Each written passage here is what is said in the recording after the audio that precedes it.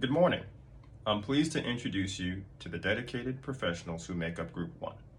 Each member brings a unique set of skills, credentials, and aspirations to our team, embodying our commitment to healthcare excellence. First, I'd like to introduce myself. My name is Alan Hunt from CVS Health, and I currently serve as a CVS pharmacy technician and a supervisor, and I actively participate in disaster action teams with the Red Cross. Next, we have Blake Dix. Blake is the internal auditor and manager of front desk staff on the rehab site at Jacksonville Orthopedic Institute in Jacksonville, Florida. Then we have Joanna Joseph, an integral part of our team. She's currently serving as a manager within a medical scrapping company, and she's passionate about bridging the gaps in healthcare access and optimizing operations for healthcare facilities. Last but certainly not least, we have William Suter. William holds the esteemed title of Certified Recovery Residence Administrator within the state of Florida and has worked closely with regulatory agencies such as the Joint Commission on Accreditation of Healthcare Organizations. Here now is Joanna Joseph, Medical Scribing Manager, to talk with us about better communication through understanding of the brain. Thank you, Alan. Hi, class. Did you know that as humans, we have a shorter attention span than that of a goldfish? Compared to a goldfish, we as humans have an attention span of 8 seconds, whereas a goldfish's attention span is 9 seconds long. It's important for us as communicators to understand how the brain works and so that we can leverage this to better connect with our audiences. Many years ago, as humans, we were much smaller and weaker compared to the animals that we were in community with. Our brains essentially evolved in order for us to survive, and our brains still function in this capacity today. We learned about the triune brain concept. This describes that we have three types of brains: the survival brain, which reacts to unusual situations to help us survive. We have our emotional brains. This type of brain helps us develop feelings and memories. And we have our thinking brain. This is the brain that helps us with decision making, planning, goal setting, and this is all based on previous memories that we've created.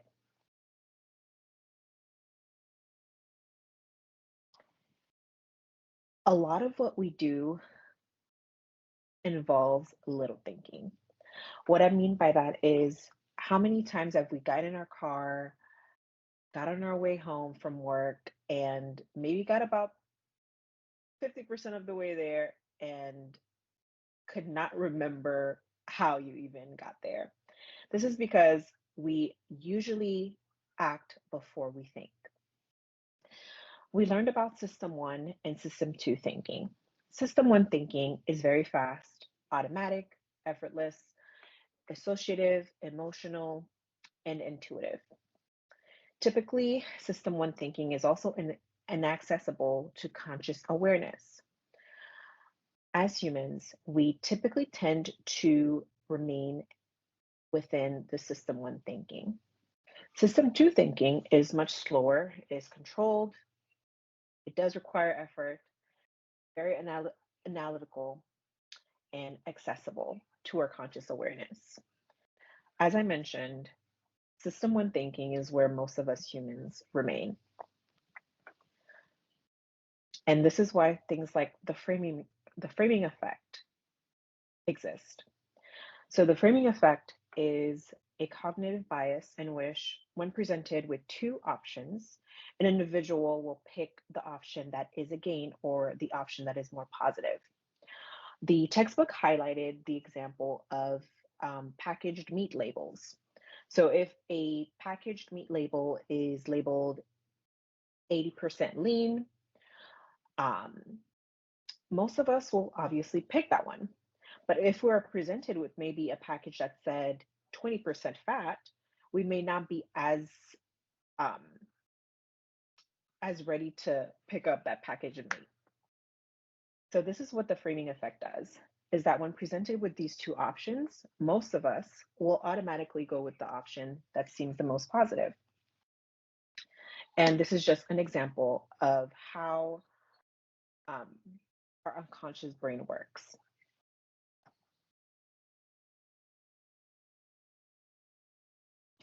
Our brains have different structures. As you all know, we have we have two brain hemispheres. Each of those hemispheres have functions that they are best at. We also have our four lobes, our frontal, parietal, occipital, temporal, and temporal lobes. Each of the lobes have different functions.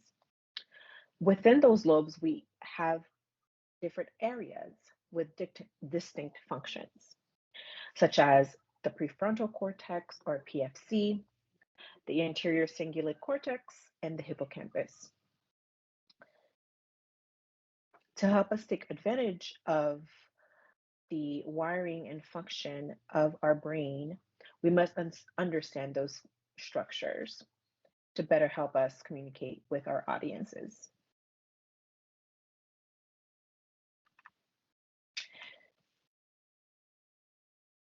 In his book, 101 Tips for Improving Business Communication, Edward Barr goes over several tips on how to leverage our knowledge of the brain and human behavior to become successful communicators. I will pass it along to our team member, Blake, to go over some tips on how to capture and sustain audience's attention. Hey everyone, Blake Dix, and it's going to be hard to follow up Johanna because I know she did such a great job on explaining the unconscious brain. But here we go. We're going to follow it up with capturing and sustaining audience attention and how to best do that through a series of tips and advice and how we can do that in the best way possible.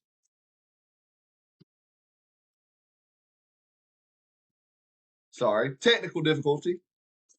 Likability and credibility.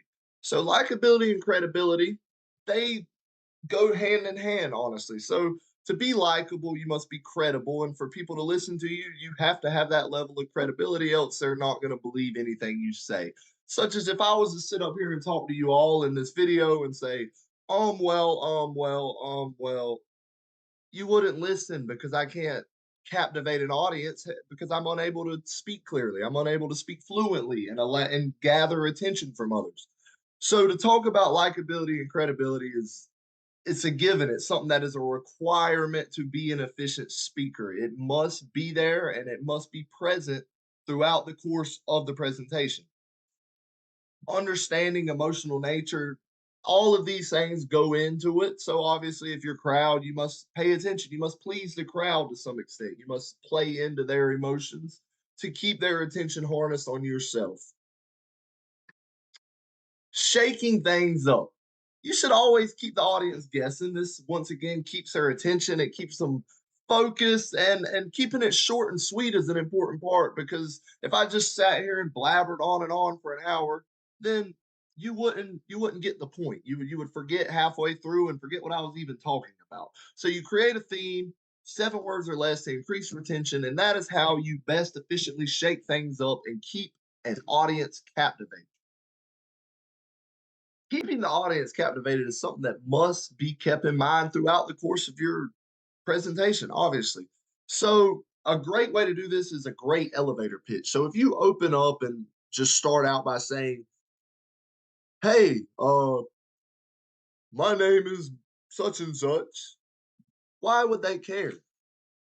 You have to give the person you're trying to present to a reason to care. So, you must open up your statement and say, "Hey, this is who I am. This is what I'm capable of doing. This is the problem that I can solve. This is what differentiates me from other individuals attempting to be in the same position that I'm in." And then you ask for an action. You make them take an action and regain control of the conversation. Avoiding common pitfalls. Avoid the basics. You know how to speak.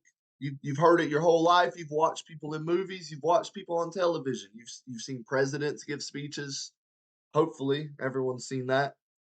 You know how to speak. There's a reason people say Martin Luther King is a great speaker. He doesn't sit there and say, well, haha, who knocked on the door? Knock, knock, who's there? Like, it's common sense. Avoid stupidity in general, and you'll be fine. Just speak with intent, speak with purpose. Tell everyone what you're trying to get across, and then you have nothing to worry about. It will be understood the way it was meant to be, and you will be a successful speaker. Simple as that. Thank you, and I will pass it on to my dear friend William. William is going to do a great job of enchanting engagement and hopefully teaching y'all a little something else to add on to what me and the others have spoke upon ourselves. Thank you, everyone. Thank you, Blake and team. Given everything that we've just learned about presenting and the relation of a presenter with the audience, there are some good guiding principles that I'd like to review to help anyone be set up for a successful presentation. First of all, it's very important that we define the essentials as far as objectives and what sort of equipment is needed and various components to the presentation on the front end. This is where we would also anticipate appropriate questions and think through who our audience is. That way we can be best prepared when it comes to the appropriate day and time. As far as engagement, that is one of the most important pieces to a successful presentation.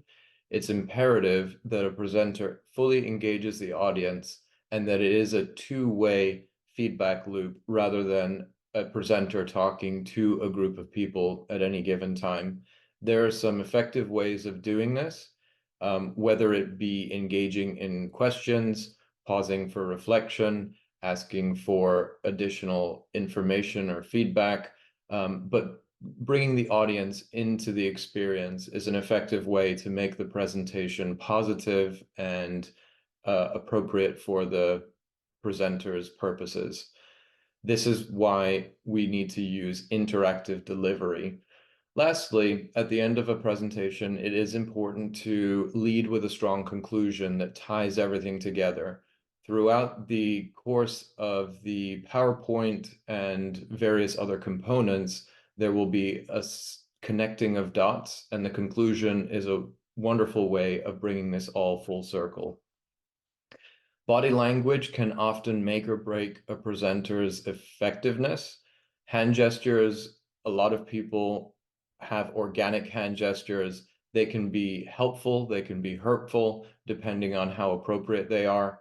Posture is essential, making sure that the presenter is expressing good posture, that they exude that they are an expert in the topic being presented, and it's also very much philosophy and the way that somebody approaches the material that allows the audience to connect and relate with the person that is offering details and information and context. Pitch, tone, and volume are all very other paraverbal techniques of relating information to a group of people. This can help to emphasize certain points when needed, and also when speaking with a group of people that may have some familiarity with the information, it would be appropriate to cover those points a little more expeditiously and then slow down in cadence for more critical or complex information. This allows, again, to place an emphasis on where it's needed. Props are a neat tool to be able to bring in and a vehicle for that engagement that we talked about earlier. However, it's important that they're introduced at the appropriate time and removed promptly thereafter. Props have a specific purpose, and they should be used for that purpose. And once their use is no longer needed, they can become a distraction, which is why it's important to remove them from the scene. We also don't want the prop to steal the attention of the audience away from the presenter and away from the material. This is why it's important that this is practiced and rehearsed before it is used live. Preparation is key, and it makes a difference between success and failure. This is seen through 3 different lenses of research, the anticipated questions that we expect to hear from the audience, and then also the unforeseens. I would challenge any presenter to take the unforeseens head on and attempt to relay that information to known points or known facts. There are some strategies that might be effective, and experience and practice and repetition are all instrumental in addressing unforeseen queries. You can request that the person repeat or rephrase their question, and then you can also repeat it for the audience. Hi, did everyone hear that? John, would you mind explaining again your question, because I think others will benefit from this. You can also link that query back to information that you do know and use that as an opportunity to reintroduce something and revise it for the audience. You can also, if need be, say that you're going to take the question offline and that you can talk outside of the format. Lastly, you can also flat out say that you don't know the answer, but are committed to finding the answer and will follow up to do so. When speaking, we want to minimize any filler words, such as or They tend to distract from the audience's attention. Pauses can be strategic. They can allow for reflection by the audience members. However, they can also detract from the fundamental message. So appropriate use of pause is another tool and technique that helps to transmit information and allows the audience to retain it. Now back to Joanna. Thank you, William, for sharing these tips with us. To wrap up our presentation, our conversation today, I'm going to go over really quick our application activity or engagement activity. Unfortunately, we were not able to include a clip of the video that we selected for this activity. However, we will have this linked for you all so you can watch it. You can pause the video here, watch our short video on short attention span, and come back to finish the rest of our presentation. Essentially, during the video, we have Quinta, who is in office with a few other colleagues, and they are just talking to her about different things, inviting her to certain events. She's the one sometimes asking for help with some of the tasks that she has to complete, and she keeps losing attention throughout all of these conversations. So I want you to imagine what it would be like to communicate with someone like this. As we mentioned earlier in the presentation, as humans, we have a pretty short attention span. So it's important to be aware of this so that as we're communicating with our different audiences, especially verbally, that we maintain their attention throughout either our conversation or presentations, etc. So we want you all to watch the quick video on short attention span and let us know how or what you would do to grab and maintain Quinta's attention long enough to have a full conversation with her, especially based on the tips that we presented throughout our presentation here today. I hope everyone has enjoyed our presentation, and I was the one chosen, luckily enough, to close the whole thing out and conclude it. So, in conclusion, it is just the brain, the human brain is something that plays such a pivotal role in communication that people fail to understand and realize that it just doesn't make sense. Like, what is communication? Communication is the transfer of emotions. So, such as in a negotiation, you're trying to transfer the emotion of wanting to buy something or wanting to agree to some extent. That is the transfer of the emotion. So, to understand emotions, you must understand the brain. The human brain has a series of electrical impulses that all interact with each other in a certain way. That is something that cannot be escaped, it cannot be avoided, but it can be influenced. You can influence the brain to send those impulses in a certain way and make yourself a more effective speaker. You can play on the emotions of others. You can implement certain talking strategies, certain ways of expressing the words you're trying to say. And in today's fast paced world, it's hard enough to keep anyone's attention, let alone to maintain it for an extended amount of time. So to do that, you must be an efficient speaker. You must go on, and if you can take anything from our presentation today, that is what you should take. You should take the fact that the human brain interacts with other human brains in a way that, while it cannot be totally explained, it can be understood in the sense of for yourself. You can use what we have said today in a manner to make yourself a better speaker, and going forward, you'll be more proficient in getting your points across. Thank you all for joining in and watching this presentation by my group here today, Group 1. Signing off. Thank you, everyone.